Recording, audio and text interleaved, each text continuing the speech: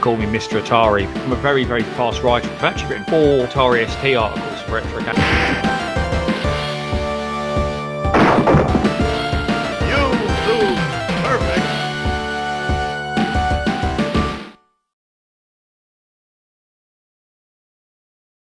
Kieren starts off this terrible review of Eagle Empire with one of his most overused expressions where he writes, "the good old beeb."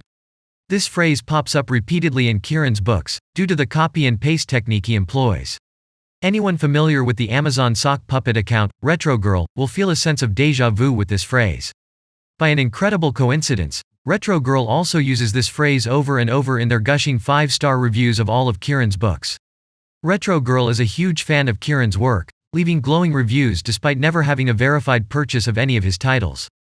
The Mole Rat then uses his A-level in English to tell us, "The game is made up of 5 stages, which end in the boss stage, and these then repeat, making it harder each time." The reader is left in the dark as to why the game becomes harder after the 5 stages repeat. Just because a game repeats doesn't mean it increases in difficulty. If Kieren had actually played Eagle Empire and attained the skills required to complete the game, he would have realized that subsequent repetitions of the levels take place at the exact same difficulty level. Instead, he's been caught out lying like a Persian rug. Kieren's amnesia then kicks in as he changes his mind when the very next sentence states, "The 2 stages play very much like Galaxian, with little aliens that both shoot and dive, bomb you." What's going on here? I thought you said the game has 5 stages? Now it only has 2?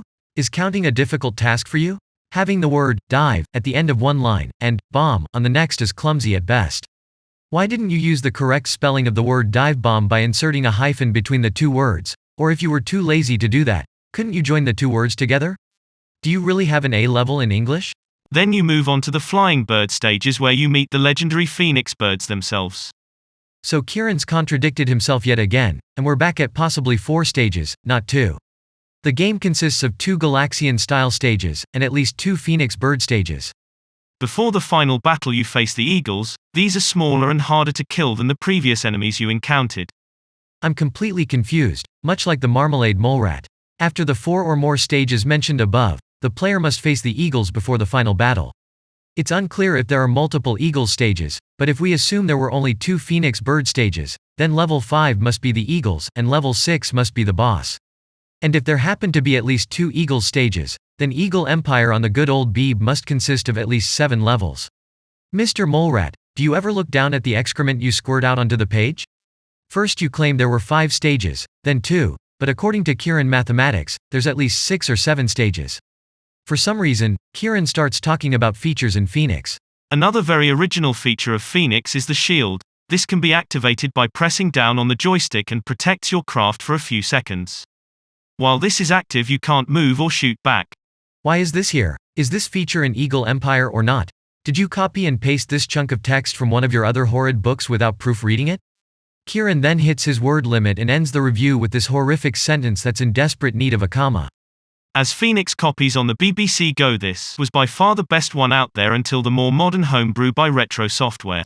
Kieren couldn't even be bothered to mention anything about this modern Phoenix clone that's better than Eagle Empire. Any games journalist worth their salt would have finished up the review with something along the lines of, "If you enjoyed Eagle Empire, you should definitely check out Phoenix, the 2017 remake of the arcade game Phoenix that was programmed by Richard Broadhurst." He ends this embarrassing review by awarding a score of 8 out of 10, which is about the only thing he didn't get completely wrong. If you're wondering why Kieren made so many mistakes, perhaps it's because he hasn't played the game himself. He has definitely watched High Retro Game Lord's video of the game, because that's where he stole his screenshot from.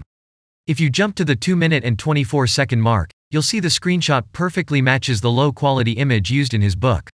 If Kieren spent his time playing the games and taking his own screenshots, he might end up with products that people would pay for. Instead, he seems happy to churn out these substandard reviews by repurposing other people's work, and spends the rest of his time issuing fake DMCA takedowns and copyright infringement notices for anyone that reviews his work.